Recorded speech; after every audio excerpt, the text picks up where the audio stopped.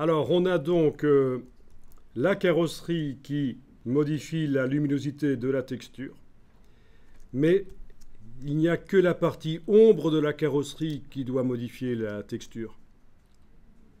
Donc, je vais faire en sorte qu'il n'y ait que les parties les plus foncées du calque qui s'affichent. Les parties les plus claires ne doivent pas être visibles. Et pour ça, vous allez double-cliquer à droite du calque.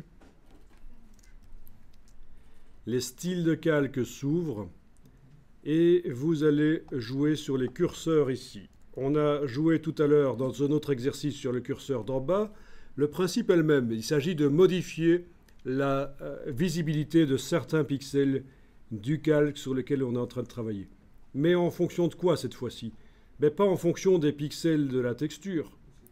Donc de ce calque, ben oui, c'est les pixels de ce calque. Et qu'est-ce que je rends invisible sur ce calque? Les pixels les plus clairs. Donc je prends le curseur par ici, celui du dessus, je le prends et je l'amène vers la gauche. Et vous allez voir qu'au fur et à mesure que vous le déplacez, les parties les plus claires deviennent invisibles. Voilà. Voilà, voilà. Donc là, il n'y a plus que les grilles situées entre 0 et 100, 0 et 128, oui, sur une échelle de 0 à 255. De 0 à 130, il n'y a plus que ces intensités-là de pixels qui apparaissent. Tous les pixels qui sont plus clairs que la valeur 130, sur une échelle qui va de 0 à 255, ils sont invisibles. On fait de l'écrêtage de luminosité. Donc, voilà, voilà. Jusque-là, ça va? Évidemment, il nous faut plusieurs niveaux de transparence. Donc, on va séparer le curseur en deux avec la touche Alt.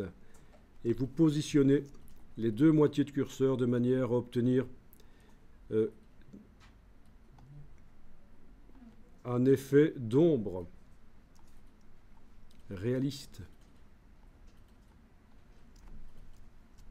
Ben, ça a l'air pas trop mal, ça.